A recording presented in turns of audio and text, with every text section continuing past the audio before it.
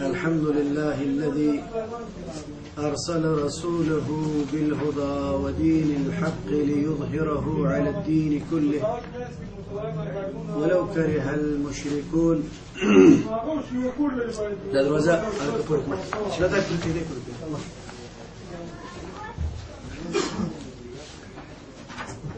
سمع پوری چکا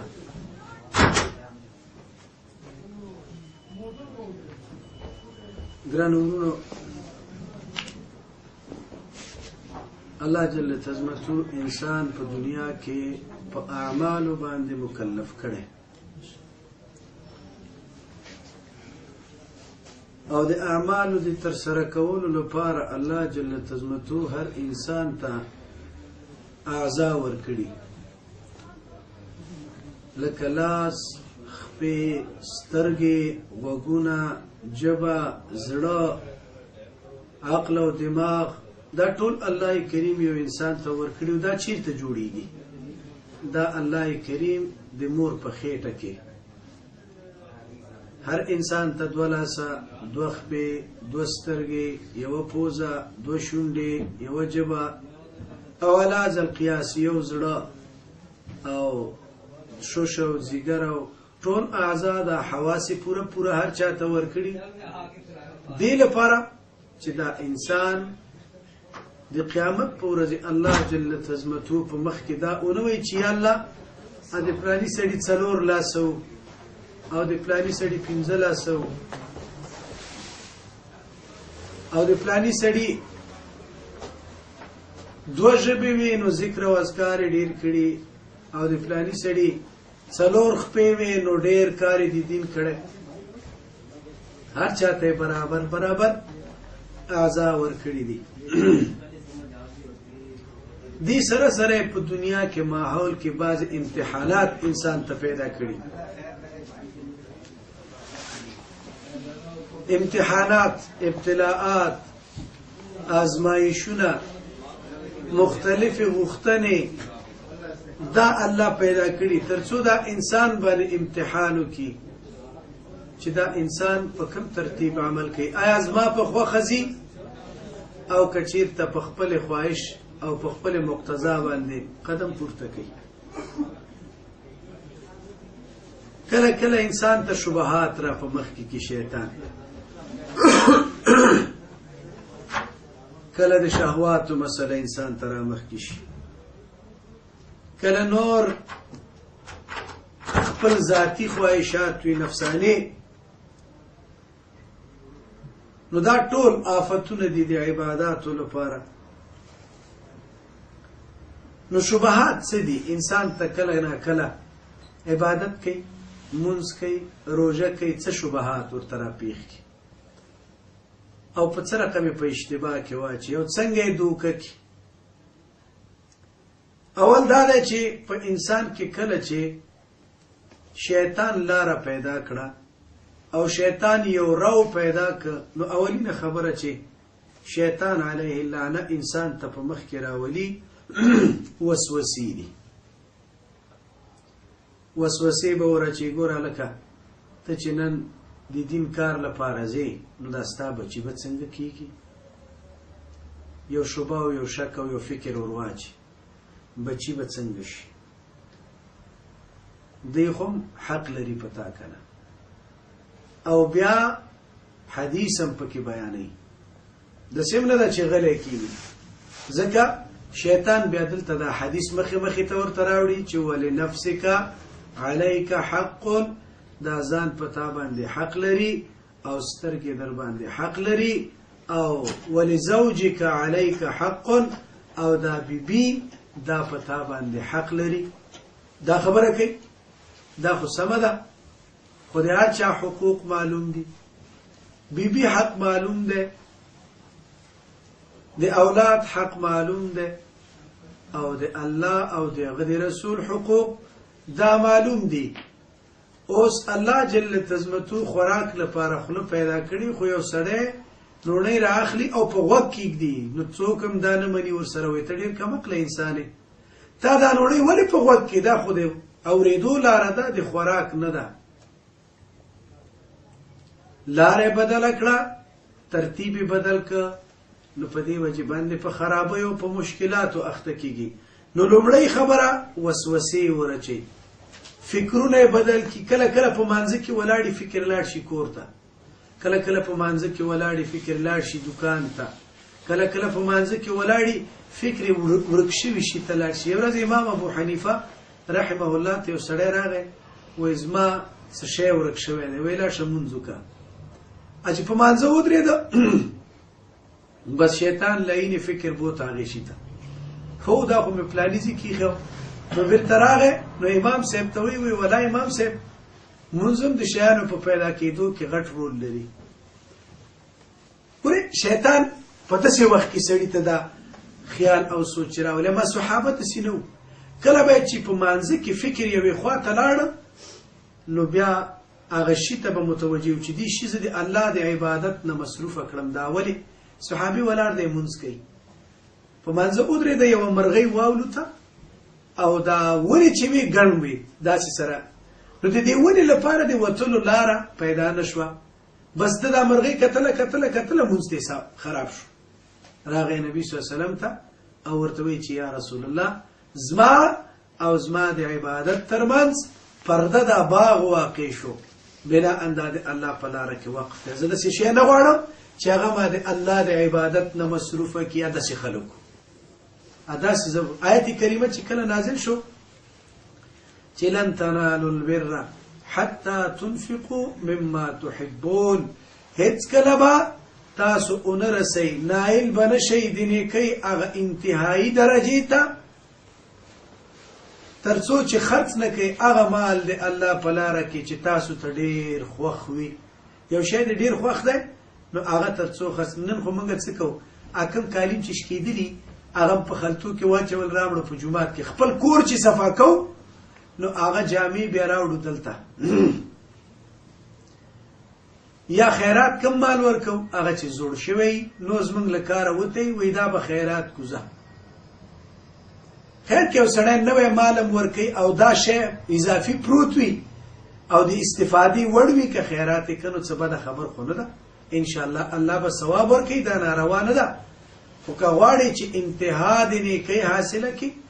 نو هغه مال ورکه چې ډېر درته خوښي ځکه خو شقیق بلخي او هغه حاتم اصم واقع په فضایل صدقات کې مرাজি 22 کاله یو بل سره تیر کړي نو شقیق بلخي نه تپوس کوي چې څومره وخت تیر کوي 22 کاله وي څومره مسلې دي زده کړي وي اته ډېر مې نه دي زده کړي وي په 22 کالو کې اته زده کړي زما عمر د اسعابس او برباد تیر ک خبرت څه دی وي نو پاغي کې یو خبره دا وي ما اولیدل چې خلک قیمتي خخه خيسته شینا ځان سره ساتي په سیفونو کې ساتي په ډیر محفوظ زینو کې ساتي د لپاره چې زاین شي وي بیا مې فکر وکړ چې الله جل تزمتو په قران کې څه وي ما عندكم ينفد وما عند الله باق هغه چې تاسو سره دي هغه ختمیدون کې دي فنا کیږي لمنځي او هغه چې الله سره جمع کیږي نو هغه همیشه باقی دي ورو هغه ورځ نه چې کله دا آیت مانوسته قیمتي شی چې راغله هغه ما صدقه کړي هغه به الله جل تزمتو پر رضا کې ور کړي ترڅو په آخرت کې زما لپاره ذریعہ شي نو لومړی شبهه او لومړی مسأله چې شیطان په انسان باندې راولي وسوسې دي بس چې وسوسې راغلي او مشکلات راغلل نو اعتراضات په شروع کیږي بیا سړی خبره چې اوري په دې نیت نه اوري چې زه عمل پې وکم کاغذ او قلم لاس کې نیولې ته چې خبرې کوي نو ستا خبرې نوٹ کوي نو بیا په خبرو کې او په جواب کې سوال لټول او په خبرو کې نکته چینی کول او په دې نیت باندې چې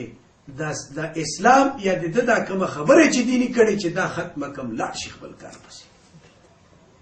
مونږ ایټالیا ته تلو په تبلیغ کې نو دوه هفتو ته زه تلم چې لې جمعاتو نو لاړو دی اوتریش سرحد ته نو الته یو جماعت ته د طاهر قادری والا جماعت منهاج القرآن مازیګر مانځنه وروسته لکه تاسو چې ناست استئ داسې څه کسان ناستو مذاکره وه هسې ترغیبي خبره وه تقریر هم نه و څه خطاب هم نه و هسې عام مسایلو باندې سره خبرې کولې نو هلته یو دانه دی یو سپېره مخې نیولی او ناستو خیر مسله ختم شوه ماښام مانځنه وروسته یو ملګری د انډیا دی په ایټالیا کې بلزانو ښار کې اوسېږي د اعلان وکړ نو اعلان نه وروسته سنتو شو سنتو نه وروسته امام راپورته شو اچھا چې امامت وکړ نو وی ویلې چې ہماری پاس کچھ سوالات ہے اس سوالات کی بھی وضاحت اگر آپ کر لیں تو بہتر ہوں گے او دې سره وی سوالونه دي کدی وضاحت وکړي خو دې هر څه نه مخکې به موږ نعت مصطفی پیش نعت مصطفی پیش کسې راوستو چې تیار انګریز سوچا نو نعت مصطفی پیش کړي عاشق رسول دا دی نن زمان دې ته وی عشق رسول نعت مصطفی چې پیش هغې نه وروسته دا سوالونه چې وکړه وایي چې نبي خو ژوندی دی مړ نه دی او انشاءالله که چېرته حیات باقی و او ژوند و توفیق دی الله راکړي نو نن شپه په دې مسلې باندې بحث کوو او دا موضوع دی ورونو ته ځکه اکثرا دلته دا خلک ګرځي راګرځي او دا زمونږ ځوانانو پسې دا سلسله شروع کړې ده چې نبي ژوندی دی او نبي په هر چا اعمال ګوري او نبي صلی الله علیه وسلم په هر ځای کې ودرېږي او نبي ته په مانځه کې ځای پرېږدي چې نبي راځي موږ پسې ودرېږي نور ته څه ځناور چې تا پسې ودرېږي هغه امام اعظم شته او تا غوندې سپېره بې تقوا او مخ ته دې وګوره شکل ته دې وګوره لباس ته دې وګوره او ته پیغمبر ته امامت کې انا لله و انا الیه راجعون نو بس اعتراضات شروع کړ چې دا نبی ژوندی دی ته په دې کې څه وایو دا کعبه خو څه کې زمین او مکان او څه چې دی په دې دنیا کې دا ټول خو نبی لپاره پیدا شوي چې نبی نه وای الله به نه خپل ربوبیت ظاهر کړی وای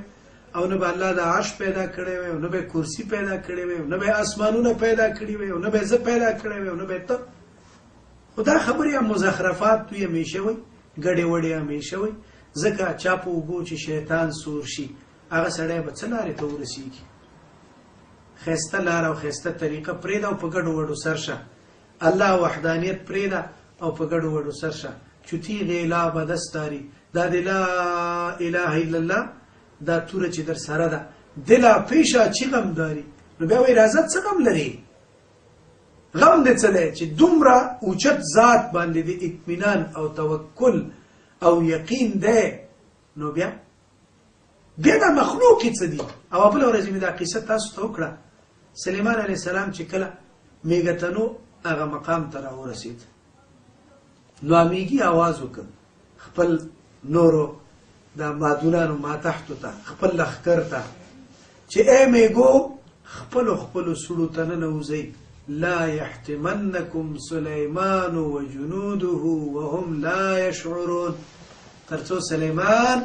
او دی هغه لښکرې تاسو خپل لاندې نه کړي سلیمان ګورې میږي خو یو دا عقیده ده چې سلیمان په غیبو نه پوهېږي موږ نه خبر نه لري بله دا ده چې په دې باندې م یقین لري چې د پیغمبر په لښکر کې داسې خلک شته چې شاید ظلم تی وشي نو تاسو څه وکئ ننوځئ خپلو کورونو ته خپلو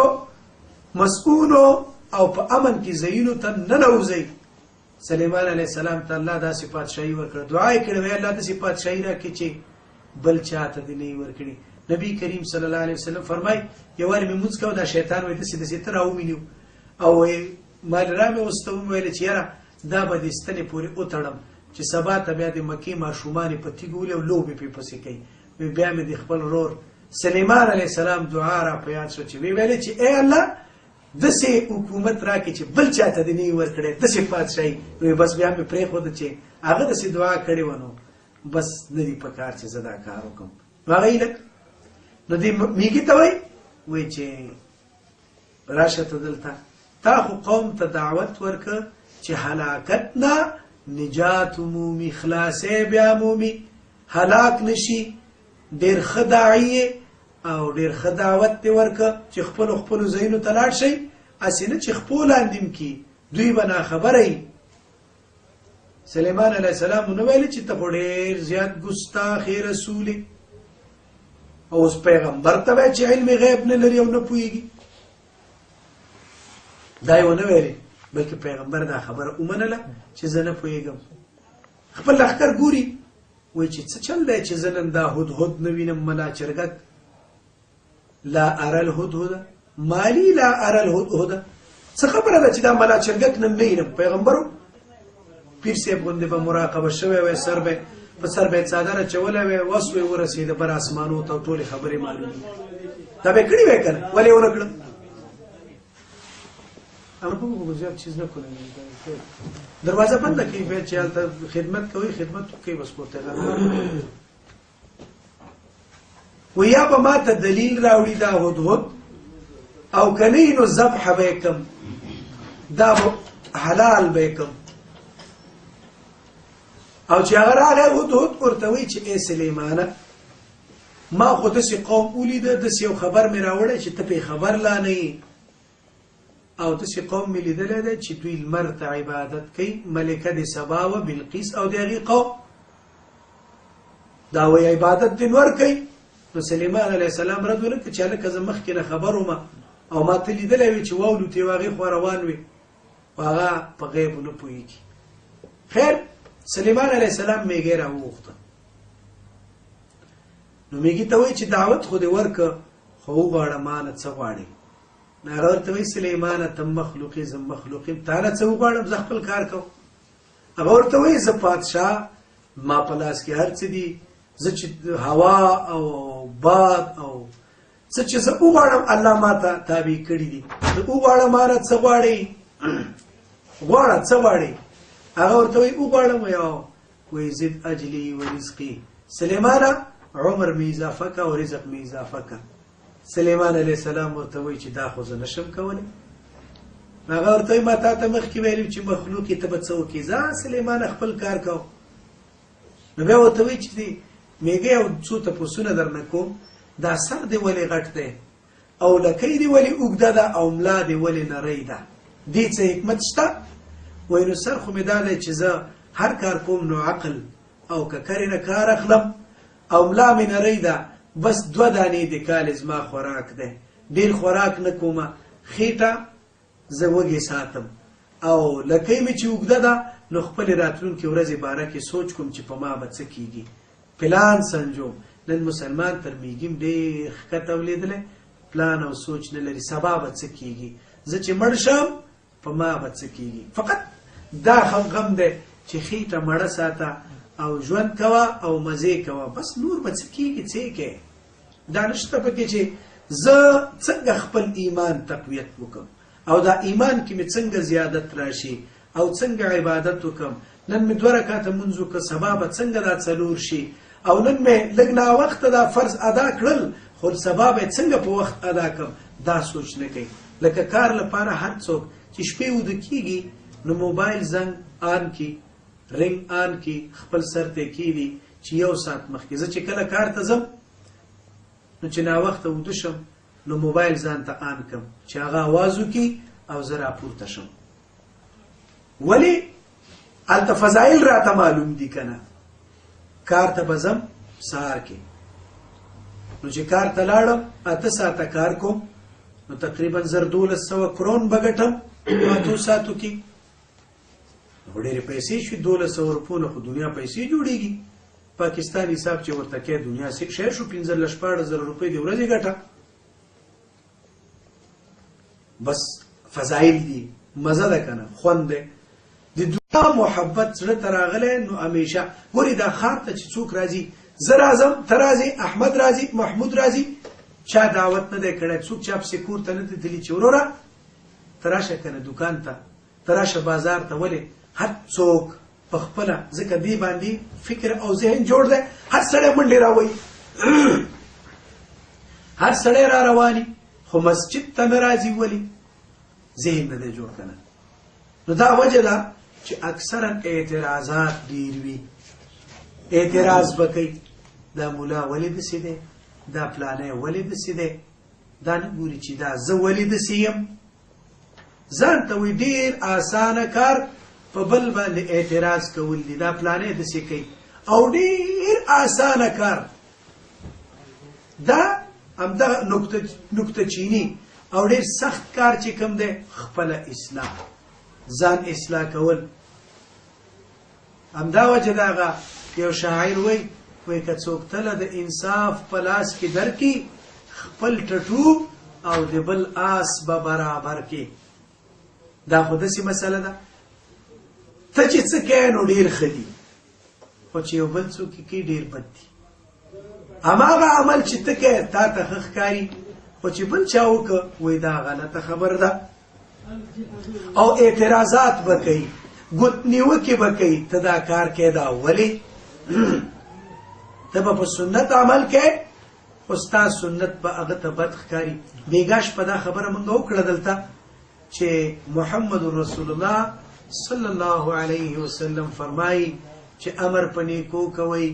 له بدو نه خلک منع کوئ یعنې داسې زمانه به په تاسو باندې راشي داسې وخت به په تاسو باندې راشي چې نیکي به تاسو ته بدي ښکاري او بدي به تاسو نیکي ښکاري مثال په ډول تاسو ته وایم محمد رسول الله صلی الله علیه وسلم فرمایي چې ښځې دې پرتوګ له ګېټو نه ښکته اغوندي خنګرو نه ښکته او نارینه دا دې بره اغوندي نبی کریم صلی الله علیه وسلم څه فرمایي ثلاثة درې خلک داسې دي درې کسان لا یکلمهم الله یوم القیامه قیامت په ورځ به الله جل تزمتو دوی سره خبرې نه کوي ولا یزکیهم له ګناه نه به یې نه پاکوي ولا ینظر الیهم رحمت په سترګه به نه ورګوري نظر به ورته د رحمت په سترګه نه کوي ولهم عذاب علیم او دوی لپاره به عذاب ډېر سخت وي دردناک عذاب به وي دردولی عذاب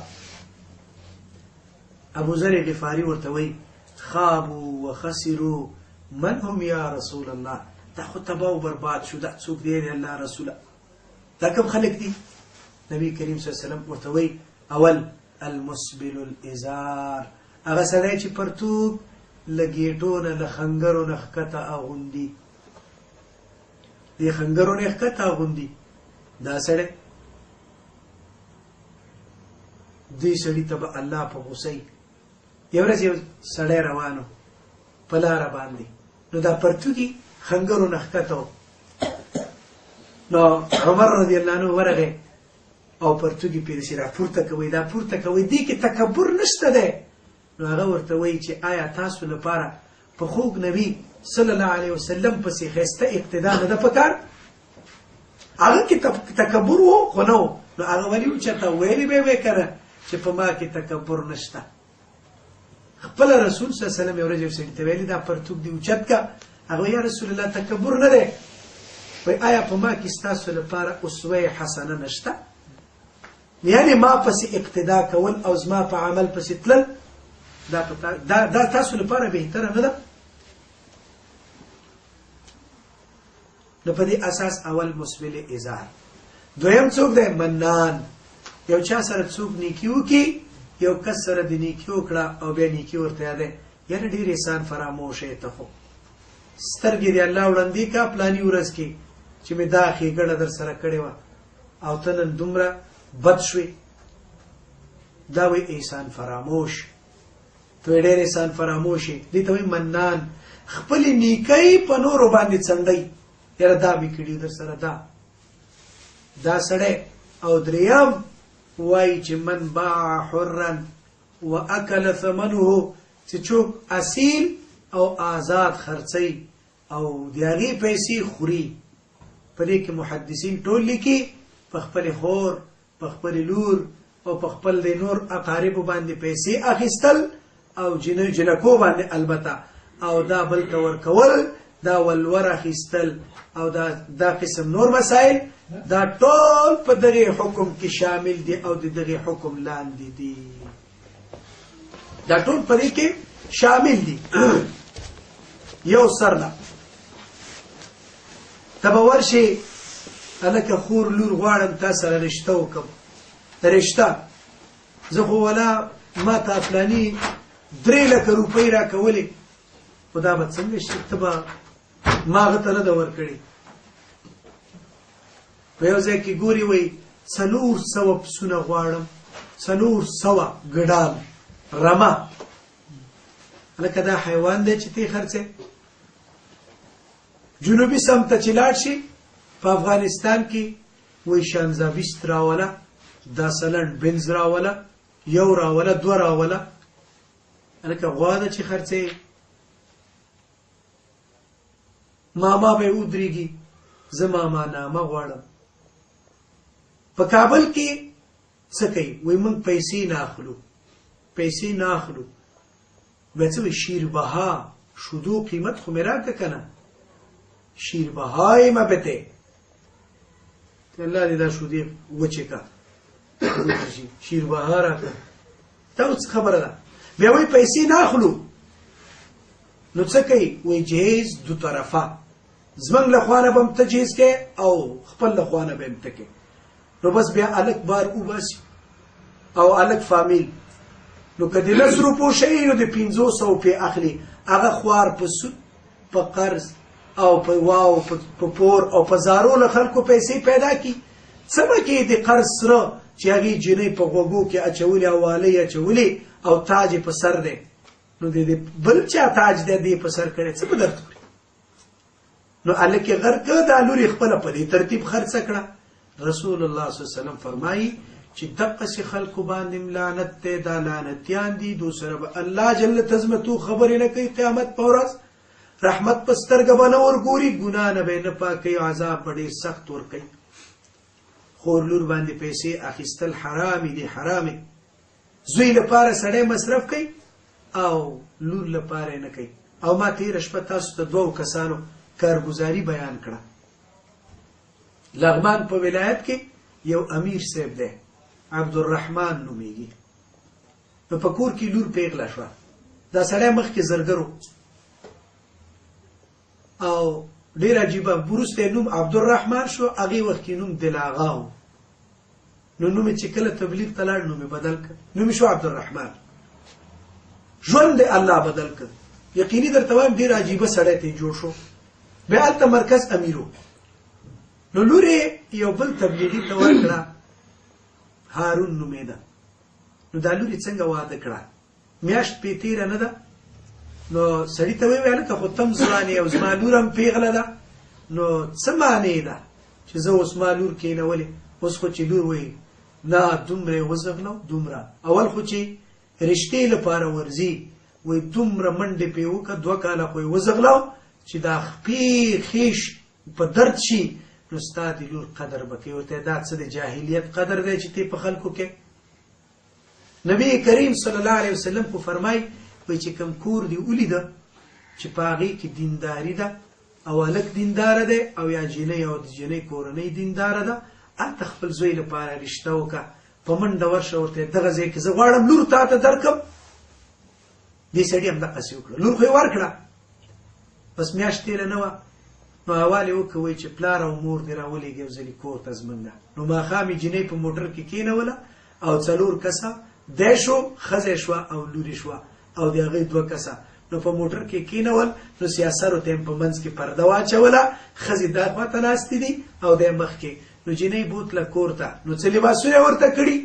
او یو لوټه ده او مسواک دی قرآن دی او یو جینماز مصلا ورسره ده نو ورته وایي بچی مونځ وکړه 2 رکعاته او الله جل تزمتو ته دعا وکړه چې یا الله دا د خاوند کور ما ته ښه کړي او الله ما ته ښه توفیق راکړي چې زه د خاوند اطاعت وکړم او د دې نورو ادب او احترام وکړم او بچی دې د خاوند احترام دې پې وکړه 2 کاله خو یې وزغلو چې دا خپې خیش په درد شي نو ستا د لور قدر به کوي ورته دا څه د جاهلیت قدر دی چې تی په خلکو کې نبی کریم صلی الله علیه وسلم خو فرمایي وایي چې کوم کور دی ولیده چې په هغې کې دینداري ده او هلک دینداره دی او یا جنۍ او د جنۍ کورنۍ دینداره ده هلته خپل زوی لپاره رشته وکړه په منډه ورشه ورته دغه ځای کې زه غواړم لور تا ته درکړم دې سړي هم دقسې وکړه لور خو یې ورکړه بس میاشت تېره نه وه نو حواله وکوي چې پلار او مور دې راولېږي یو ځلې کور ته زمونږه. نو ماښام یې جنۍ په موټر کې کېنوله او 4 کسه دی شو، ښځه شوه او لورې شوه او د هغې 2 کسه. نو په موټر کې کېنول، نو سیاسرو ته یې په منځ کې پرده واچوله، ښځې دا خواته ناستې دي او دی مخکې. نو جنۍ بوتله کور ته، نو څه لباسونه یې ورته کړي او یو لوټه ده او مسواک دی، قرآن دی او یو جینماز مصلا ورسره ده. نو ورته وایي بچی مونځ وکړه 2 رکعاته او الله جل تزمتو ته دعا وکړه چې یا الله دا د خاوند کور ما ته ښه کړي او الله ما ته ښه توفیق راکړي چې زه د خاوند اطاعت وکړم او د دې نورو ادب او احترام وکړم. او بچی د خاوند احترام بکې، خاوند عزت بکې، خاوند ته به جواب نه ورګرځي، خاوند سره به بد رویه نه کې. نو بیا خلکو کې دا خبره خوره شوه، وایي چې دا لورې وړنده وه، دا کڼه وه، دا په خپو شله وه، څه پېښ شوي وو چې دې سړي دا لور داسې ورکړه. نو بیا به یو میاشت پورې خلک راتلل، د دې دا د لور واده خلکو ته دعوت و، هر څوک به راته چې کتل وی. نو بیا یې وویلې چې دا ما د پیغمبر طریقه او د صحابه ژوند را ژوندی که بیرته. سعید ابن مسیب یو شاګرد لاره، درس کوي رحمه الله، او شاګرد دی یو څو ورځې رانغی. نو ورته وایي چې هلکه بله ورځ چې راغی، وایي هلکه درس ته ولې نه راتلې؟ وایي چې استاد ښځه مې مړه شوې وه، نو دې وجې نه راتلم، هلته مصروف وم. وایي نو زه خو دې خبر هم نه کړم چې جنازې ته درغلی وی. وایي چې استاد که ته مې خبر کړی وی نو دلته به شاګردانو درسونه پاتې وی، بس منګه جنازه وکړه او ښځه م دفن کړه. نو ورته وایي چې هلکه بل واده څه فکر دې شته او که نه، بل واده به کوې او که به نه کوې؟ هغه ورته وایي ښځه خو مې لا تازه مړه ده، 2-3 ورځې کېږي، نو بل واده به څنګه اوس کوم؟ خو به وایي نه خو واده خو کوې نه. وایي زه نو ما خپله لور تا ته درکړه. سعید ابن مسیب عبدالملک ابن مروان غوندې سړي ته خپله لور ورنه کړه. ولې؟ وایي زما د لور په ژوند کې چې دین نه وي نو هغه څه ژوند شو. پادشاه سره پادشاهي کوشاهي کورنۍ کې خو به واده وکړي خو دین به بربادي، داسې چاته یې ورکوم چې هغې سره دین تازه او دین په ژوند کې پاتې شي. نو لورې خپل شاګرد ته ورکړه. څو ورځې تېرې دي، ماښام وایي دروازه ټکېږي، وایي چې ګوري چې باندې دروازې نه سعید ابن مسیب ولاړ دی، په پرده کې یوه ښځه ورسره ده. نو ورته ویل چې هلکه ورشه، څوک راوباسه زنانه چې دا ستا امانت مې راوستی دا درولي او ته خو ضرورت په لرې انسان، نو خدمت لپاره به څوک ضرورت دي، نو دا مې وایي راوستې ده چې ستا خدمت به کوي، ستا امانت دی، دا در واخله. نکاح یې ور وتړله او نو مور بیا بام ته وخته، اخوا دې خوا یې اوازونه وکړه چې راشئ چې زمونږ ناوې به یې راغلې ده. ګوره داسې ژوند و. نو په دې ترتیب باندې هغې سړي بل دی حاجي صاحب ګل محمد نومېده، لورې خپله واده کړه چې کور کې کوزه کړه هلته. نو مانځه وخت دی، ځکه ذهنیت دې د جنۍ په کور کې جوړو. نو چې کله هلته لاړه کوزه شوه نو مانځه وخت دی، وایي چې د تشناب کم ځای دی او یو کوزه راکوي زه اودس کومه. وایي دا څه سپین سترګې ناوې ده اودس کوي؟ ولې ناوې اودس به ناوې به اودس کوي؟ وایي ولې ناوې باندې څه وحی راغله چې ته به مونځ نه کوې؟ الله خپل پیغمبر ته وایي چې واعبد ربک حتی یأتیک الیقین، ته د خپل رب تر عبادت تر هغې پورې کوه چې تا ته مرګ راشي. مرګ پورې به پیغمبر ته وایي عبادت به کوې. نو مخلوق دا نور لا څوک دي چې عبادت به نه کوي؟ نو هغه ټول خجالت شوي، ویل چې ناوې به اوس د الله عبادت پرېږدي، ولې چې ناوې د واده ده، نه هغه به عبادت کوي. نو هغې نه وروسته بیا دا نورې ښځې پورته شوې له شرمه، بس روانې شوې چې یاره موږ اوس اودسونه وکړو او منځونه وکړو. نو دین سره داسې ماحول جوړېږي، بېدینۍ سره شبهات او اعتراضات، بس ټوله ورځ فکر او ذهن اعتراض ته ځي. یو مسلمان دی چا کې خطا نشته، څوک سهوه نه لري، څوک ګناه نه کوي سوا د انبیاو نه، خو صحابه هم ګناهونه کړي. خو ښه خبره دا ده چې الله ته متوجه کېدل او په یوې ګناه یوې سپږې لپاره ټول پوستین ته اور اچول،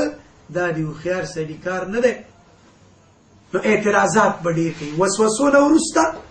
بیا څه دي؟ اعتراضات په اسلام باندې،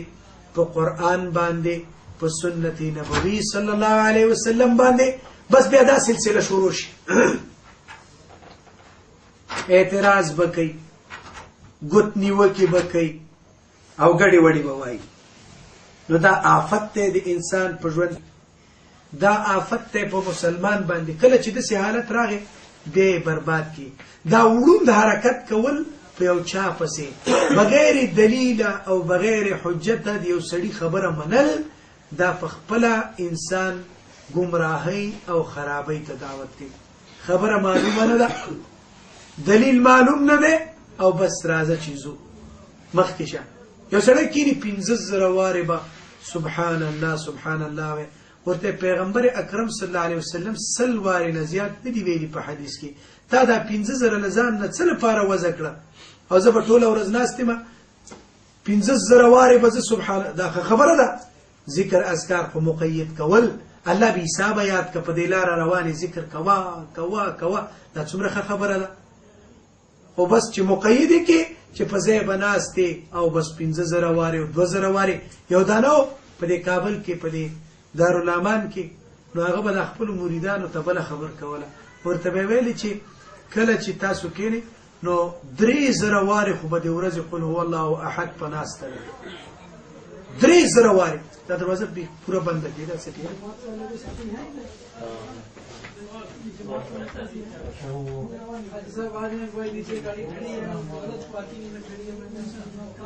3,000 وارې.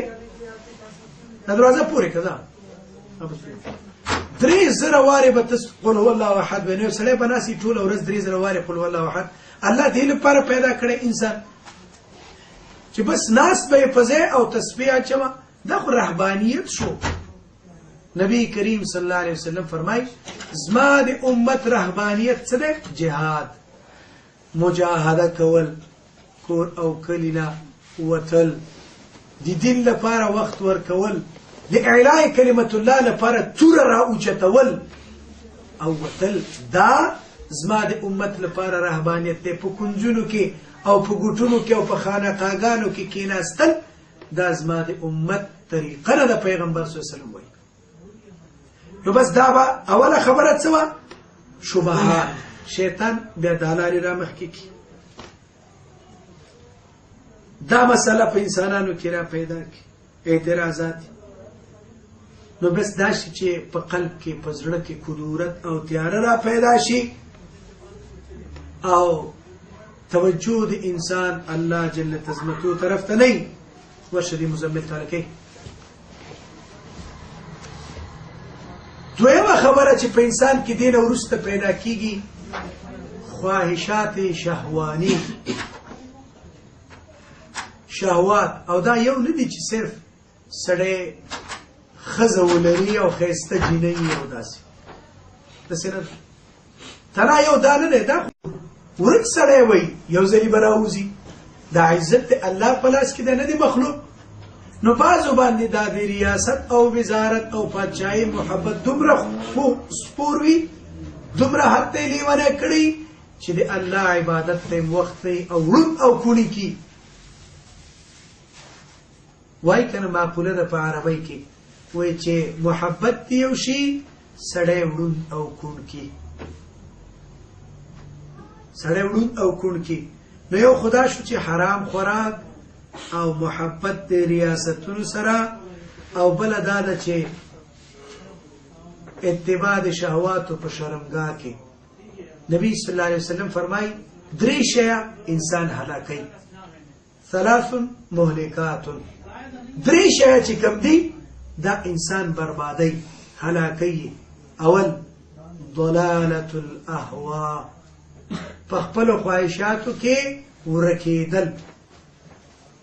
ځان دې ورک که په خپلو خواهشاتو کې. څه چې د زړه غواړي هغې پسې ورکې شپه ورځ. دویمه خبره اتباع الشهوات في البطون والفروج. متابعت شهوانی خواهشاتو، ګرځېدل شهوانی خواهشاتو پسې، هغه څنګه هم په شرمګاه کې او هم په خېټه، بس دې دوه پسې ډېر سخت نښتې خوراک کوه او هلته لاړ شي، بس شهواني مسایلو کې نښتې. دلته خوراکو کې هلته څه شي مخکې چې پسې ورشي نو بیا په زنا باندې مصروف شي. درېیمه خبره هغه څه ده؟ الغفلة بعد المعرفة.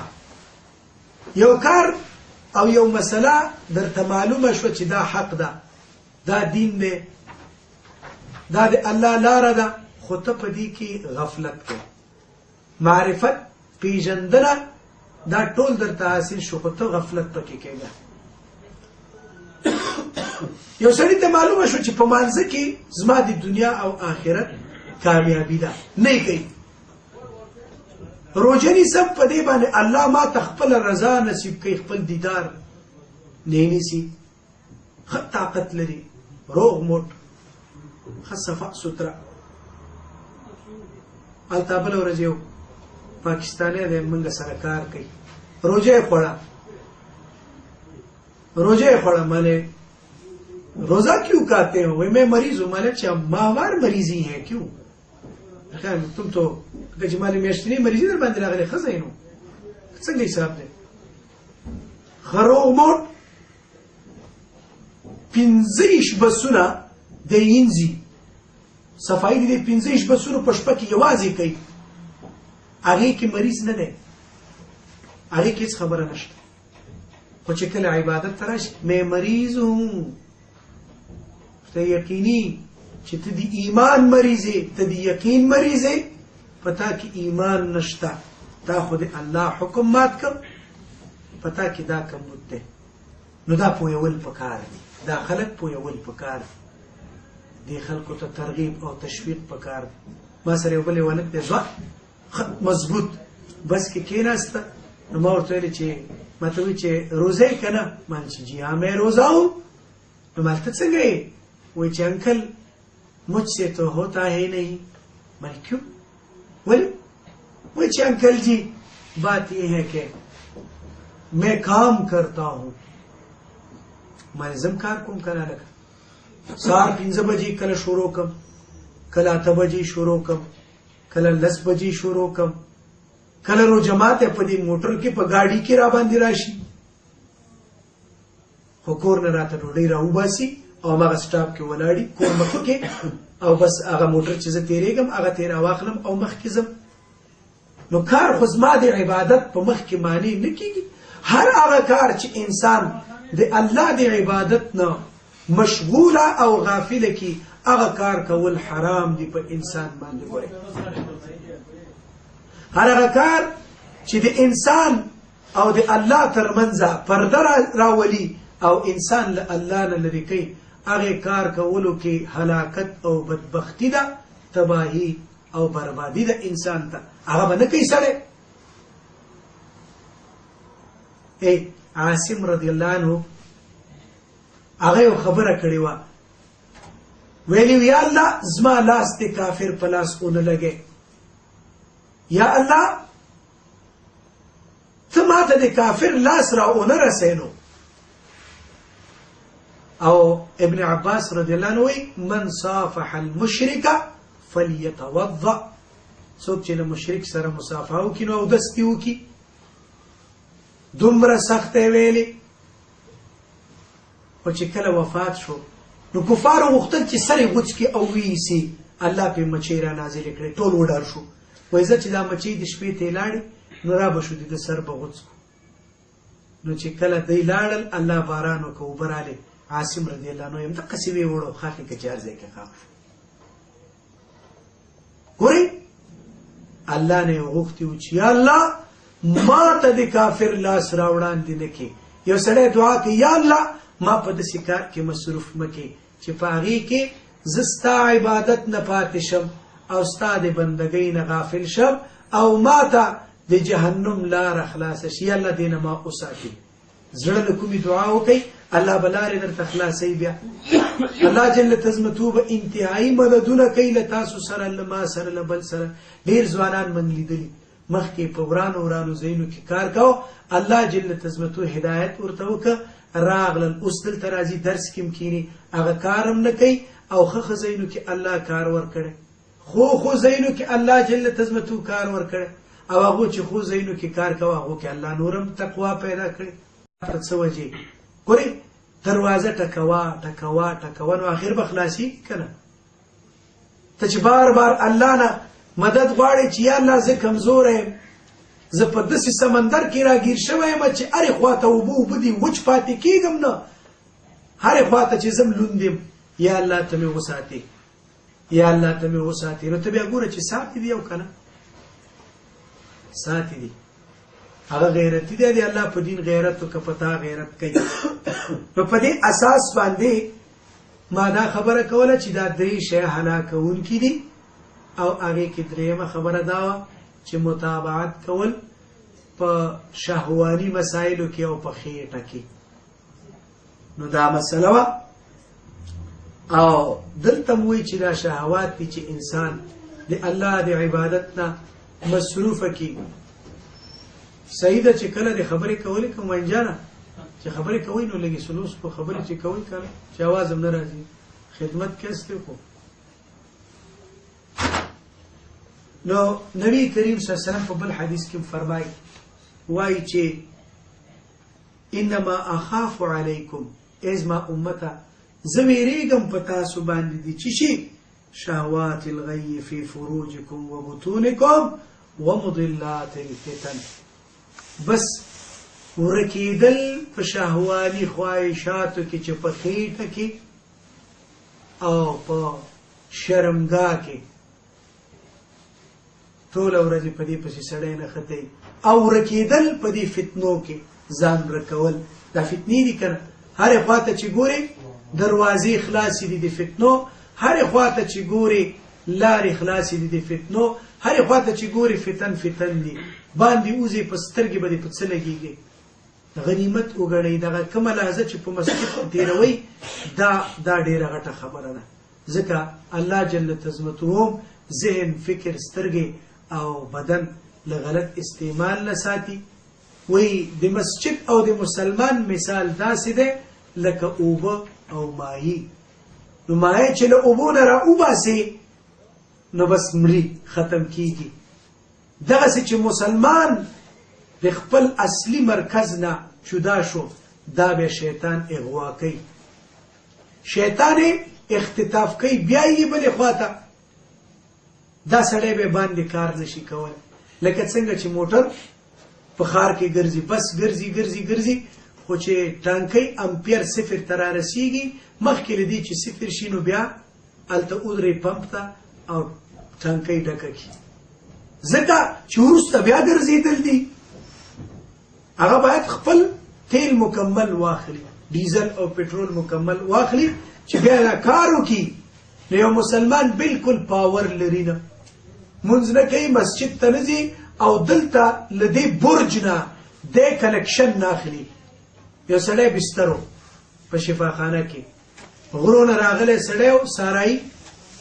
نو په شفاخانه کې ولیده چې چراغونه دي بمبه ده د اوبو دا هوای کې شروبتي راغشي ولا دا خو ډېر زبردست شی دی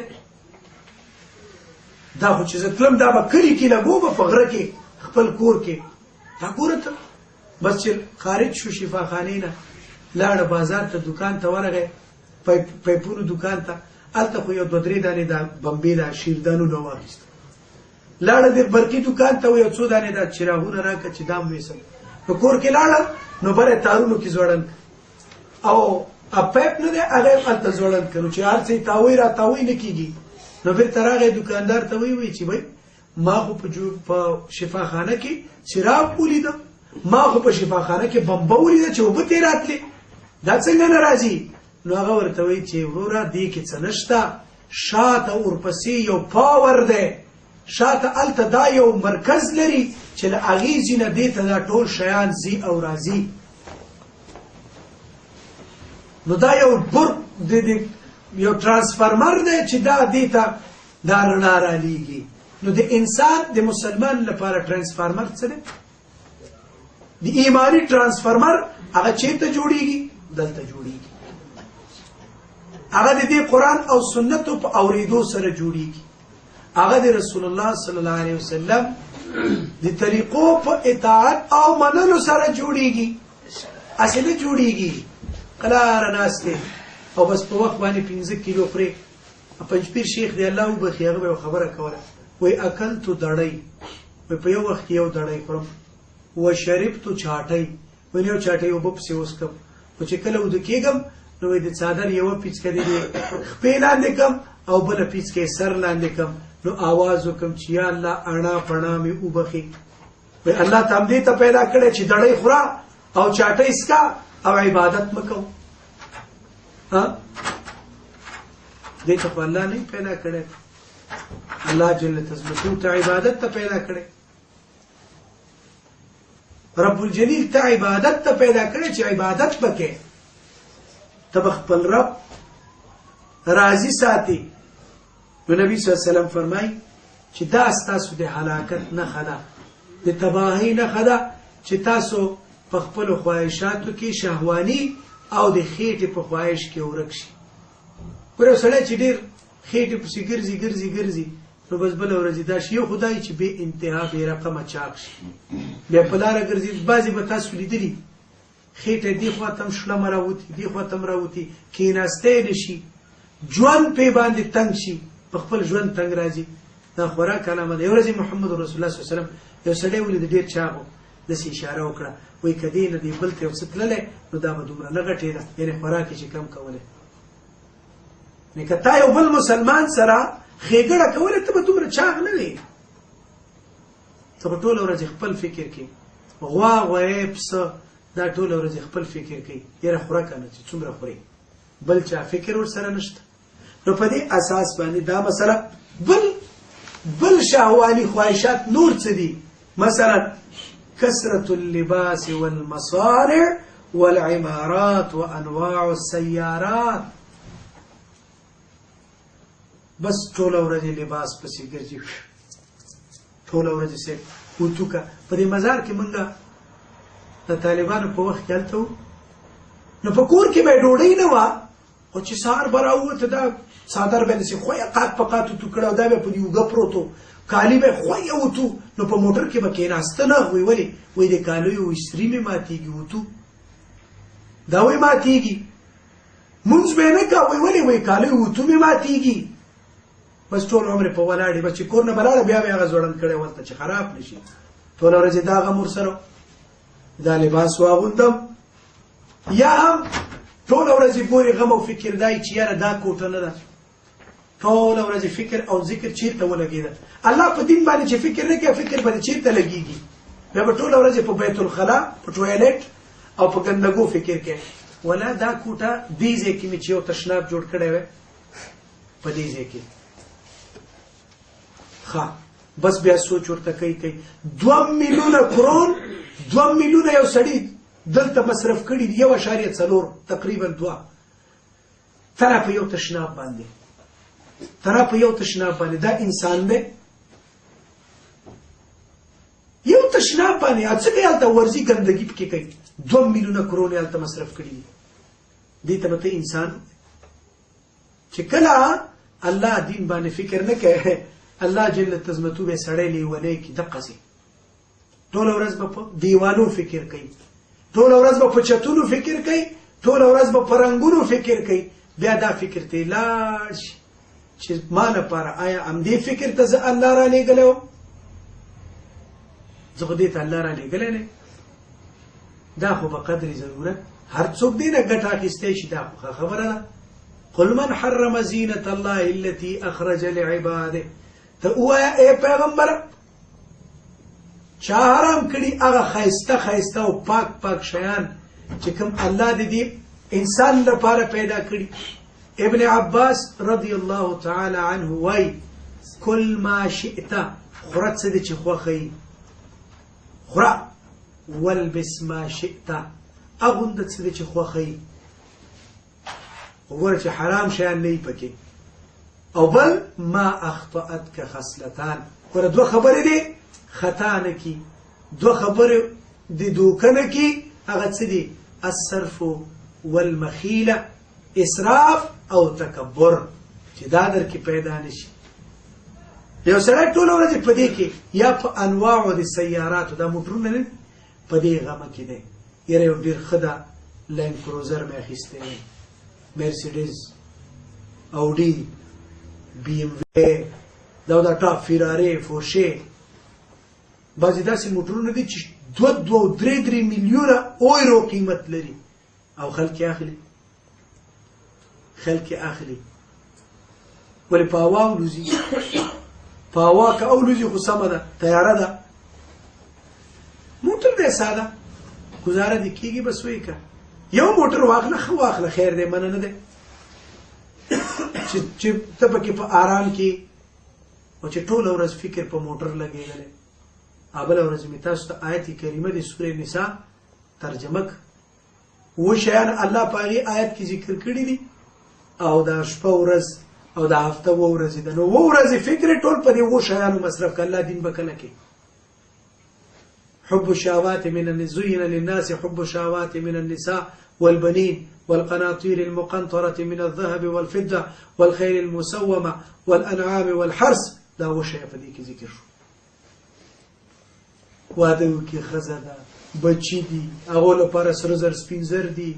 هغو لپاره سورلۍ ده، سورلۍ د ساتلو لپاره ګراچونه خو غذایونه دي، هغې وخت کې اسونه بس د اسونو لپاره طویله ده او فصلونه دي او دا راز نور غویان او خوسیان او دا دي. بس ټوله ورځ په دې کې تېره کړه، نو غم د آخرت لاړه پاتې شو. ځکه چې ټوله ورځ دی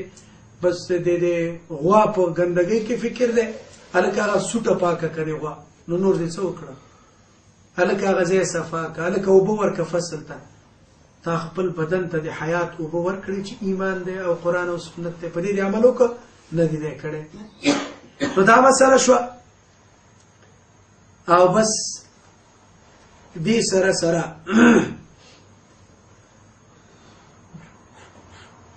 بله څه ده؟ هغه صفت مذمومه د نفس چې هغه سیئه اخلاق دي، بد اخلاقي په انسان کې پیدا شي. ګورې دا مرضونه دي یو بل پسې په انسان کې را پیدا کړي. بد اخلاق، اخلاق سیئه. نو چې کله داسې حالت په انسان راشي دا نفس بیا هلاک دی. ځکه څوک ته سره محبت نه کوي، وایي ډېر بد اخلاق او ډېر بد انسان دی، دنه لرې تښتئ. او دې سره سره نور کبر په انسان کې پیدا شي. نبی کریم صلی الله علیه وسلم فرمایي جنت ته بننه نه وځي من کان فی قلبه مثقال حبة من خردل من الكبر. هغه سړی چې د یو ذرې اندازه کبر لري دا نشي تللی جنت ته. الله وایي مخکې له دې چې د دنیا لاړ شي خوار او رسوار او بې عزته به دې کوم، و به دې شرموم په دنیا کې. ته څنګه کبر کوې؟ ځان ته ګوره. تکبر داسې لوړ لوړ به ګوري. اکثرا دا زمونږ خلک چې یورپ نه لاړ شي پاکستان افغانستان ته، نو دا نور خوار بیچاره خو ورته اصلا څه ښکاري نه، او دی په خپله څه دی. ولې موږ او تاسو ته خپل ژوند دلته ګورو. زمونږ او ستاسو حالات یو بل ته معلوم دي. زه خو چې لاړ شم خلکو ته وایم دا موږ چې راځو یا دا چې له یورپ نه راځي ګورې دې ته ډوډۍ مو نه کوي، دوی ته دا دعوتونه مه کوئ، دا خوراکونه دوی ته جوړوئ او دی داسې کوږ ناست دي. دا دي څه؟ موږ یو څه خو یا به په دوکان کې پاس کوم، صفایي به کوم که به نه کوم، یا به ډریوري کوم، یا به اخبار ویشم، یا به ټکسي ډرایور یم، یا به بس ډرایور یم. نور څه یم؟ په خپل وطن کې خو چې ټکسي ته به هم خبره وکړه او ټکسي ډرایور او ورکلاوي سپک خلک دي.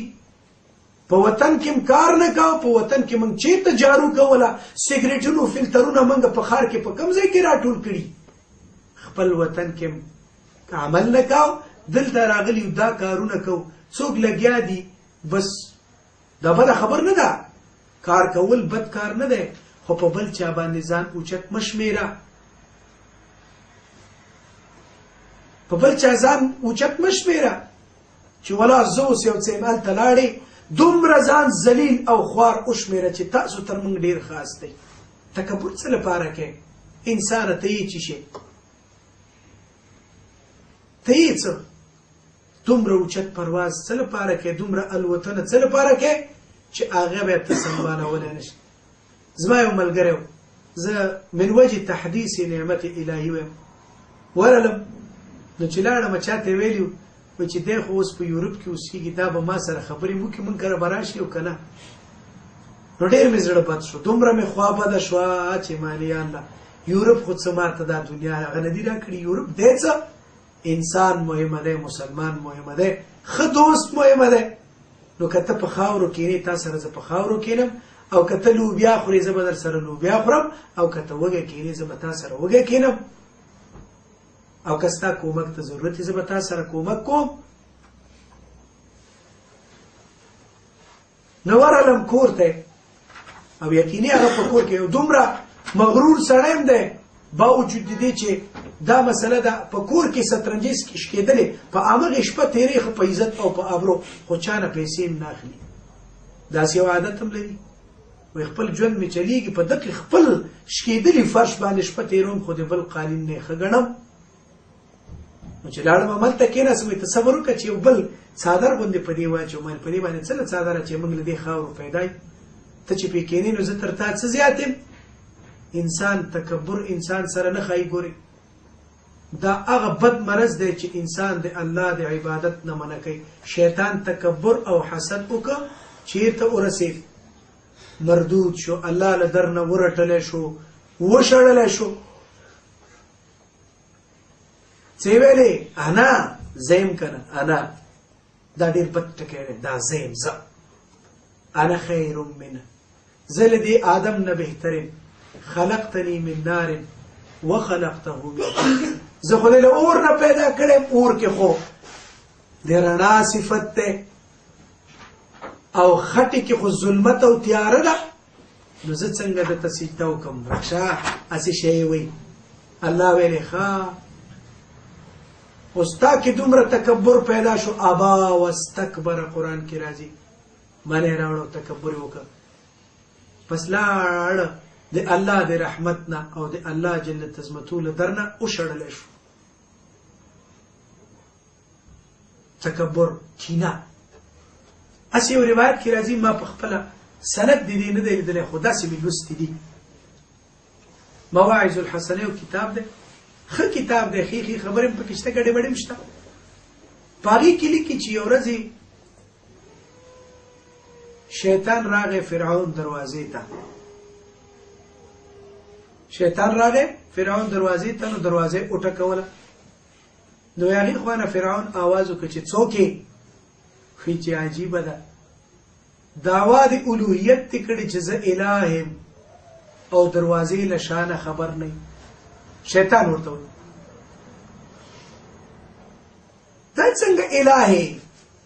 چې دروازې تر شا خبر نه یې او ځان ته اله وایي. هغه ورته فکر یې وکړه چې بله دا سړی خو مې ډز خو مې وکړه،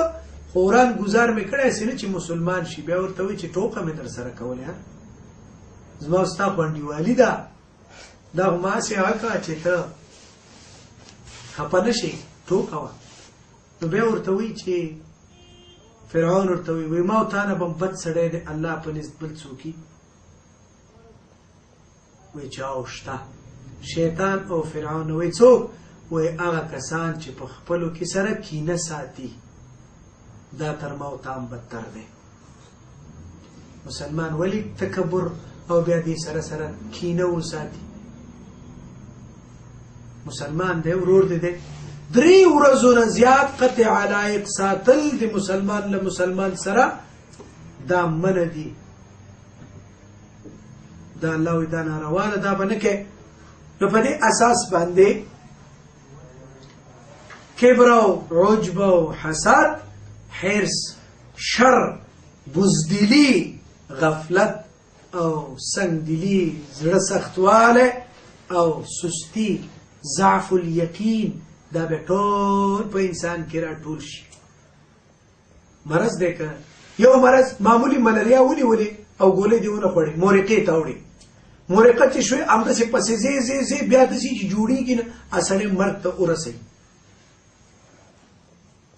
خو که علاج دې مرض دې وکړه بس صفا سوتره خبره، هېڅ مشکل نشته. علاج وکا. نو چې علاج نه کې دا ټول مرزونه پیدا کیږي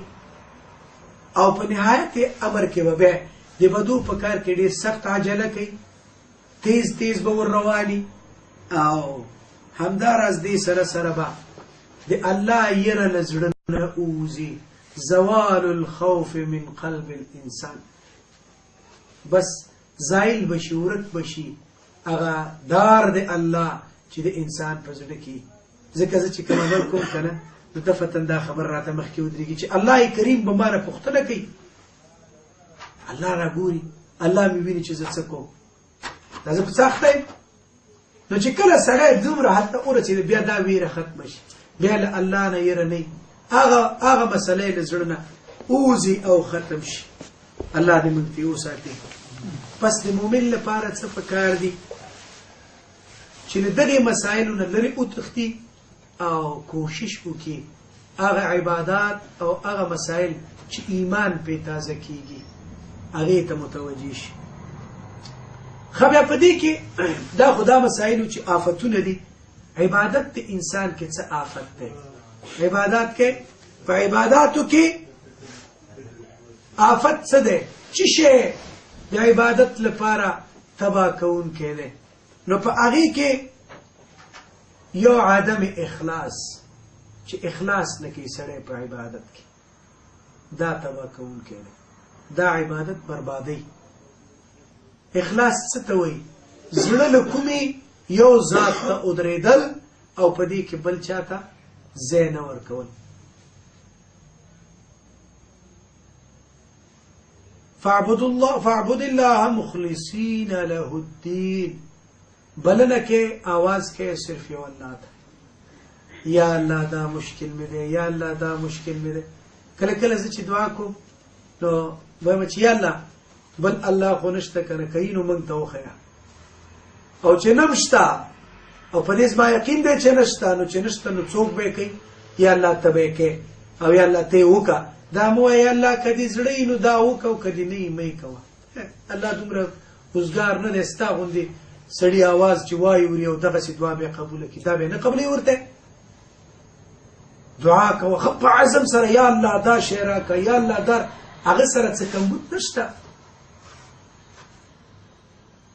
چې دا د ځمکې او اسمان د خلا هومره سره زر هر انسان ته په دې دنیا کې الله ورکي نو د هغه په خزانو کې به یو ذره کمبود را نشي. هغه یې ولې نه غواړي؟ اخلاص په عبادت کې، هغه ته سر ټیټول او له هغه نه غوښتل. مخلوق واقعه خو مې تاسو ته مخکې ویلې، سلیمان علیه السلام مخلوق به چاته څه ورکي؟ ابواب العباد يفتح ويغلق. دا د بندگانو دروازې کله خلاص شي کله بندي کی. یو ځلې چې ورلې خو زه څه به ونه وي، دویم ځلې دریم ځلې چې لري نه ولې دی وای دا سپیره بیا را روان دی ورکه وسورته چې کور کې نشته. دروازه وتړي دروازه نه خلاصي، ټلیفون کوه ټلیفون دی نه اخلي، ورکه داسې تنګول کوي. الله جل تزمت او شپې خو دې بیخي نه مني. دلته خو یورپ کې به مخکې ټلیفون کې چې مونږ درځو سیب ته په کور کې او څنګه وخت خو به لري کنه، نو وخت به اخلي مخکې نه بیا به ورځي. اما الله ته چې کله ورځي هغومره عظیم ذات خو وخت نه دی تعین کړی، او چې کله راځي راځه بنده، دروازه خلاصه ده او زه ویښ ناست یم ستا په انتظار کې، کله به راځي او کله به آواز کې. شپې په وخت کې یو سړی آواز کې یا ربي، الله وی لبیک یا عبدي، ازما بنده څه غواړي؟ وغواړه. ورځې آواز کې الله وی غواړه. په کوم حالت کې چې ته الله ته آواز کې الله جل تزمتو تا ته متوجه دی چې زما بنده ما نه غواړي، زما بنده لما نه غوښتنه کوي، زما بنده زما په عبادت کې هغه تا ته ګوري، متوجه دی تا. نو اخلاص په عبادت. دویمه خبره څه ده؟ که چېرته اخلاص نه نو دا بس آفت دی د عبادت لپاره، برباد کړي د سړي عبادت. دویمه ورسره څه ده؟ مثلا ریا ده، خودنه، ځان خودنه، بل ته ښیي عبادت خپل. اوږدې دعاګانې به کوي صاحب او دې سره سره به اوږد مونځ کوي خلکو ته به ښایي چې یاره زه خو نن روژه او راځه قیاس نو دا ریا ده نبی کریم صلی الله علیه وسلم فرمایي دا شرک خفي دی په حدیث کې راځي چې قیامت په ورځ کله چې خلک سره راټول کړي شي نو ریاکار ته به وایي کوم سړي چې د ریا لپاره عبادت او بندگی کړي ورشه خپل ثواب د هغه چا نه واخله چې د هغه لپاره د عبادت کړي ځان ښودنه دی کړی اکثرا دا بعضې ځای کې چې دا پیرانو کې دا مسله ډېره زیات دی دا زناور قوم دقسې دی څه به کوي چې چېرته یې ولیده چې وزیر صدر اعظم یا چېرته کوم رئیس یا بل دا راغلی که نه نو بس پیر صاحب به ودرېږي داسې اوږد مونځ به کوي داسې په الله دې وبخي مولوي صاحب قلمودین دا ګل اغا شیرزی د تقریبا څه 5 میلیونه روپۍ دفتن ویلې دا واخلې په مرکز کې ولګوئ او بله دا ده چې بل مرکز په قندار کې ځمکه ده هغه به ټوله موږ تاسو ته درکو دې کې مرکز جوړ کړئ او موږ یې درته جوړو ټول خلک ناست دي دا پیسې بیرته ورکړئ او ورته ویلې چې د الله په لاره کې 4 میاشتې ولګو بیا به مو تاسو سره خبره کوو خلک حیران وو 50 چیرې ځمکه یې پرېښوده هغې کې به فصل هم کرلی او په هغې کې به مرکز هم وی او دوی ورته جوړاو او دا 5 میلیونه روپۍ هم دفتن بیرته ورکړې او نور یې ورکولې او وایي چې 4 میاشتې الله په لاره کې ولګو ورغلی جلال آباد مرکز ته هلته د الله دې وبخي مولوي صاحب قلمودین وګورئ دنیا مسائل څه په درته وایي نو دا بعضې چې ګوري بیا څه کوي مشران داسې چې والي صاحب راشي مولوي صاحب چې ناست دي نو بیا خو ډېرې داسې ښې خبرې کوي ولې والي صاحب راغلی ګورنر او بس سبا به ورځم څه مشکل به وي نو زه خو یې ولیدم دلته چې زه خو ډېرې ښې خبرې کوم که نه نو سبا ته چې ورځم او ورته به احوال ورکړم چې پلانی مولوي صاحب راغلی او بس پلانی جومات والا نو تاسو سره ملاقات غواړي د امیر مقام نه په پاکستان کې دورونه به پیژني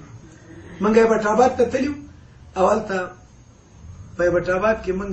همدغه د فارن افیرز چې کوم د وزارت خارجي مهمانخانه وه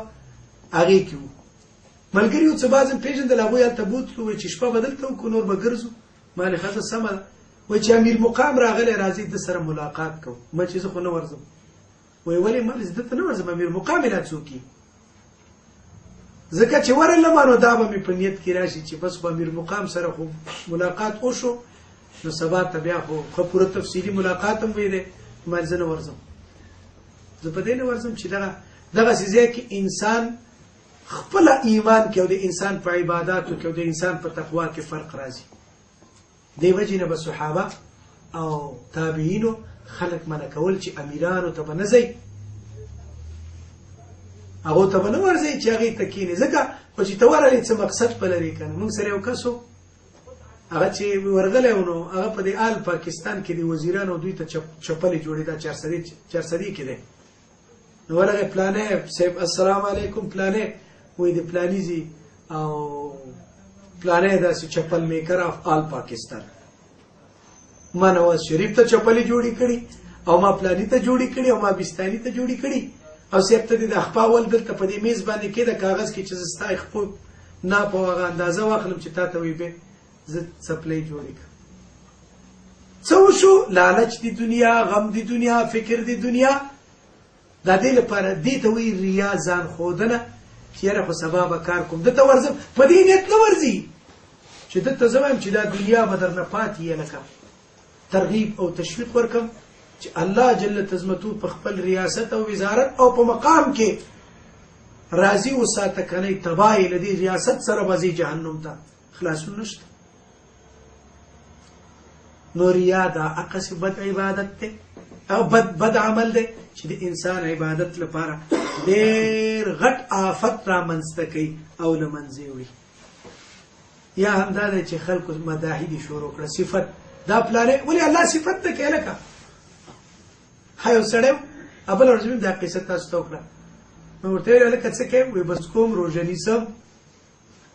زکات ورکوم، حج کوم، مور پلار سره ښېګړه کوم، تلاوت قرآن کوم. الکه کار څه کوي؟ کار دې څه دی؟ بیا ورته شروع کړه مونځ کوم، عبادت کوم، دا کوم. پوه نه شوې ته خو ډېر احمقې وایي. کار څه کوي؟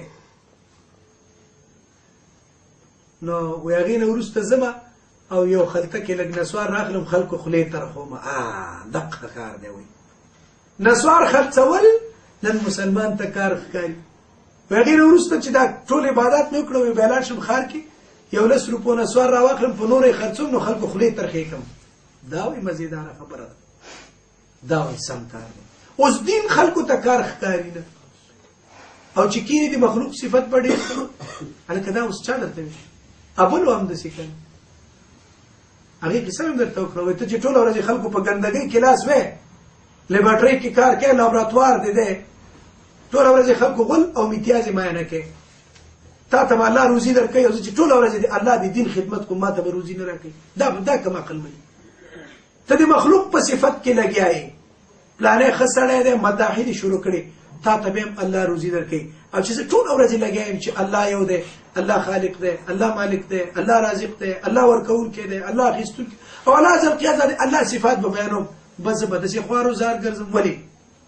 الله تر دو زیات هغه کمزوری دی؟ نه،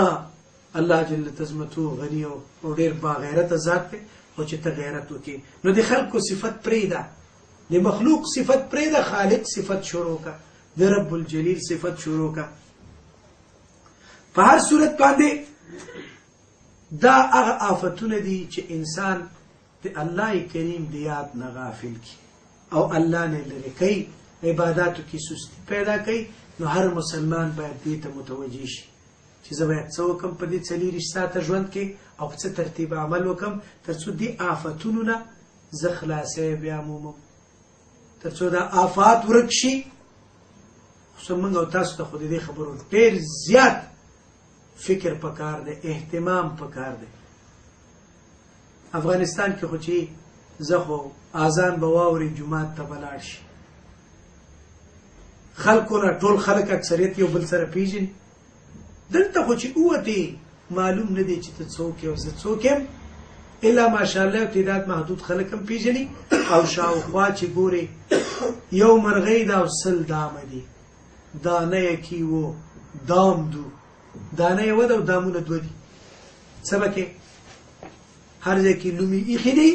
په چې لاړې کړپ دلته ونښلې، یو ځای کې به ځان خلاص کې، بل ځای کې به خلاص کې، بل ځای کې به خلاص کې. خو دلته ځان ساتنه اوس ګرانم ده، او چې چا ځان وساته الله به ډېر غټ مدد ورسره کوي. او صحابي نه چا پوښتنه وکړه تقوا څه ته وایي؟ وایي کله چې ته د اغزو په لار روان یې چې شاوخوا د اغزي دي څنګه به ځې؟ وایي دا جامې به راټولوم دقسې به ځان راغونډ کړم او ډېر په احتیاط به تېرېږم چې دا اغزي راننوځي، یا مې په جامو کې څه وننښلي او جامې را خرابې نه کړي. وایي دقې ته وایي تقوا. دقسې ځان له ګناه نه وساته، د ګناه په ځای کې ځان راغونډ کړه او تښته، چې چېرې در پورې وننښلي دا مرض در نه شي. دې ته وایي تقوا. دغسې ځان وساته انسان. اما د دې شیانو علاج څه دی؟ دا مرض راغی په انسان کې، علاج به څه په څه ترتیب باندې به علاج کوي؟ نو اوله دا ده چې ترقی په اخلاص کې، صرف الله ته متوجه کېدل، عاجزي او تضرع، خشوع او خضوع چې ورته وایي، دا الله ته پیش کول، او دعا ډېره ډېره کول. دومره دعا وکړئ دومره چې په تاسو کېږي. نبی کریم صلی الله علیه وسلم به لاس اوچت کړ، اوس لاس به یې اوچت کړ، حتی داسې شو چې یو ورځ یې وایي لاسونه مبارک وایي نور داسې چې اوچت کړي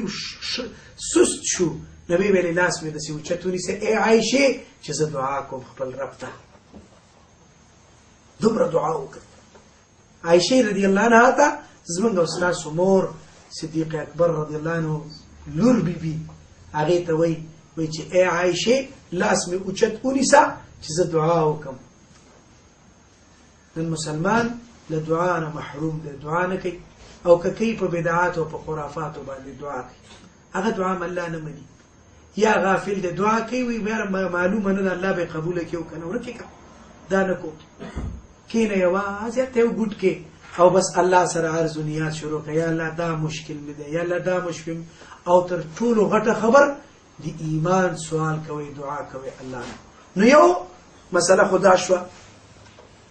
او بل دا د احسان او په الله توکل احسان معنا ما تاسو ته پرونم کړي و دا څو ورځې په دې درسونو کې په دې روزه کې زه تاسو ته کوم د سي عبادت کوله چې الله دی ګوري چې الله ګوري کته نه ګوري نو خو دی ګوري کنه هغه درته متوجي دي ته وي احسان او توکل په الله باندې په الله باندې توکل کول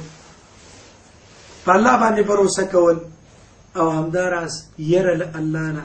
توجه الله ته په مشکلاتو کې صبر او شکر کول په نعمتونو باندې ځان سره محاسبه کول محاسبه النفس حفظ الاوقات او د حفظ اوقات په ارتباط ما تاسو ته تقریبا شپږ درس کړیو چې اوقات په کوم ترتیب باندې سړی حفاظت کولای شي اغا او دې سره سره توبه النصوح دا سي توبه چې بیا باغی خواته ګناه ته ورګرځي هر انسان ګناه کړي او کوي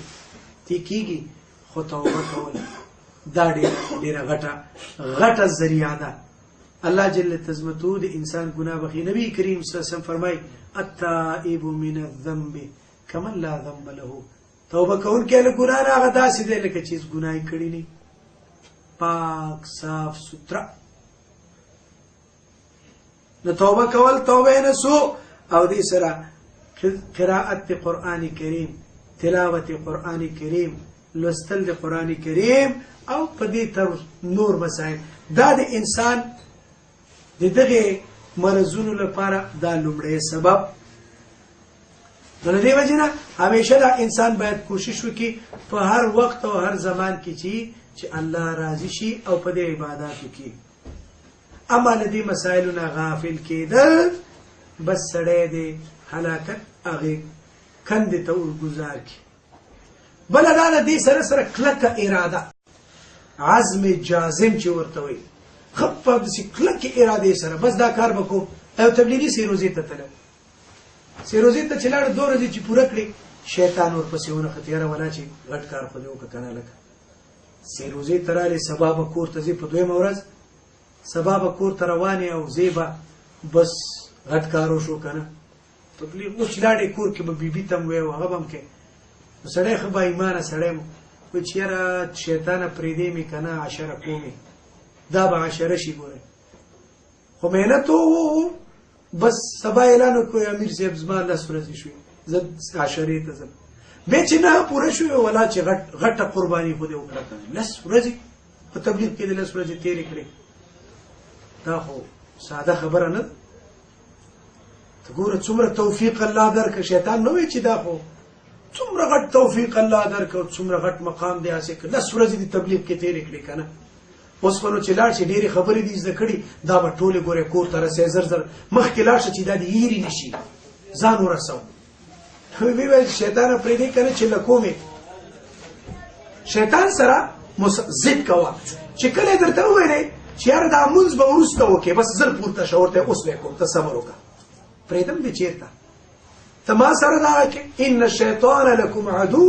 فاتخذوه عدوا بس دشمن دې په دشمنی ونیسه کله چې چلی ته شروع کړه نو چله چې پوره شوی اوس خو نو موسی علی السلام چې چله لګولې وګوره کوی تور ته لاړ او بس بیرته راغی قوم ته دیش وزیبانی وی الله په لس نورم زیات کړي او تا خو له سیروزی له چله کړه وګوره خیال کوخه اوس لاړ شنو دین ورسوخه ډېر څه دې زده کړی دا ماشاءالله څومره تیز سړی کور دا وي پرې دې مې کنه چې څلور میاشتې کومې نو په دغه ضد کې خبره عین کال ته ورسول سړي نو کال نو ورسته کور ته راغی سیروزی نه کال شو ولی ضد وکړه شیطان سره کوم ځای کې چې د عبادت مسله وا او شیطان تا منه کوي ضد وکړه ورسره مسورته نظم تبه په ما باندې دا کار څنګه وکي شیطان زه کله کله زه چې کور کې ناسم کمپیوټر ته درس کوم الته مانځه وخشي شیطان وي ته لک هغه کدا ګوره 50 کس یا 40 کس ناس دي درس ته او تیار ستا आवाज اوس اوري بس دا غو کده خبره ختمه کا روسته به هغه کې دا چې د ختمه کړه نو بیا منځو کا بس ملګرو ته आवाज وکړم ته منډیواله مانځه وخت دی خبره دلته بس ته زنور درنه پورته شو منځ به کوم بیا برازم نو هیڅ مشکل جوړ نشو نو شیطان اوس هغه نه کوي اوس غرض نه کوي ځکه چې ضد دی وکړي شیطان وی دا سړی وران دی ولا دا سړی ما سره ضد کوي او دا نورم په ثواب کې اخته کیږي یاره پریدم دقه سي خپل هغه ته چې دا ثواب نه خو محروم شي ځکه چې تا شیطان سره ضد وکړه هغه وی مې کوه او ته پورته شوې نو دلته د ایمان تقویت او د ایمان زیادت راغی بس په ایمان کې الله زیادت کوي بچ پورته شوې شیطان بلا ماته شو بچ بلا ماته شو هغه بیا په سر خاوري جوړه چې تا څه وشو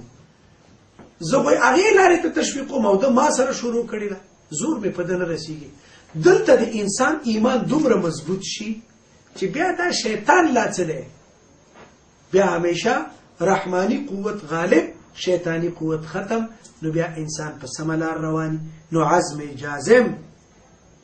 خلق اراده پوخ عزم متین او ثابت قدم پاتې کېدل دا د انسان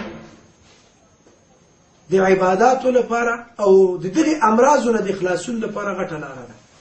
سړی د نظام په دې ترتیب ځان خلاص کی او کچیر ته غواړي چې ځان کامیاب کی کچیر ته غواړي چې ته په کامیابو کې حساب شي او الله در باندې رحم وکي نو فصفع عليك بالتضرع والدعاء بس دا کار کوه چې ډیر عاجزي کوه او دعا ډیر کوه او انکسار کوه خلکو په مخ کې ځان غټ مې حسابو ځان تر ټولو وړو کې حسابو وقال انني من المسلمين ويا زعم مسلمانانو نه سړی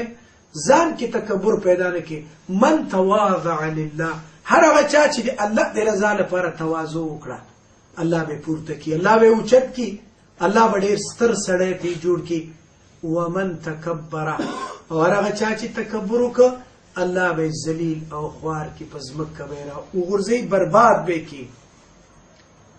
پس منګم په الله توکل کو او هغه نه دعا غواړو چې ایز منګه ربا تزمنګه ټول حالات ویني زمنګه ضعف ایمانی ویني او زمنګه ناتوانی ویني او یا الله موږ ستا په وحدانیت باندې اقرار کو چې تزمنګ ربي ته یوازې او یو تای تاسو څوک په مخلوق کې شریک کېدل نشي په عبادت او په صفات او په اسماء کې نه ملائکه جبرئیل علیه السلام دی او میکائیل دی او قبل دی او انبیاء کې آدم علیه السلام نه رانیولې تر محمد رسول الله صلی الله علیه وسلم ستاره اراده او ستاره حکم نه بغیر هیڅ نشي کولای ته خالق دوی مخلوق ته چاته د دوی نه محتاج نه دوی ته ته محتاج دي کنه بي دی او هر څوک دی یا الله ته قوي او من ضعیف په موږ رحم وکا زمونږ د حالاتو نگهداری وکا زمونږ د عبادتو نگهداری وکا او موږ ته د سي حالت را په مخه نه کې چې پاره کې زمونږ د ایمان کم وي الله دې په موږ تاسو ټول رحم وکي الله دې زموږ استاد دنیا او آخرت خسته کی او ان شاء الله دې لپاره موږ ټول فکر وکړو چې دا خبره چې اورو کور ته لاړې په کور کې دا خويندې دي د زمونږ مسلمان خويندې اوسېږي هغه ته دا خبرې وکړو هغه ته ورسو او څوک چې خويندې دا نشته دي چې په کور کې یوازې مجاهدین دي چې باندې زیدي مسلمانانو ورونو سره مشوره او مذاکره وکړو چې په څه ترتیب باندې کولای شو ګورې دا خبره تاسو واورئ په دې کې بس تاسو لپاره څه غلطه خبره پکې خو ماته به وای چې غلطه پکې نشته د خې خبرې دي چې دا خې خبرې ځان ته خوښوي نو بل مسلمان رور ملګری انډیوالان او تاسو به ځوانان استئ دا ځوانان خو خپل انډیوالانو سره ډیرو خلکو سره علایق او روابط لري دوی سره کار وکړي نو خدای چې تاسو له وجه نه باغی ته الله هدایت وکړي تاسو له وجه نه باغی په عبادت او ثواب په موګه خپل ثواب په موګه مزيد الله دې ټول ته عمل نصیب کړي اقول قولي هذا استغفر الله لي ولكم ولسائر المؤمنين السلام عليكم ورحمه الله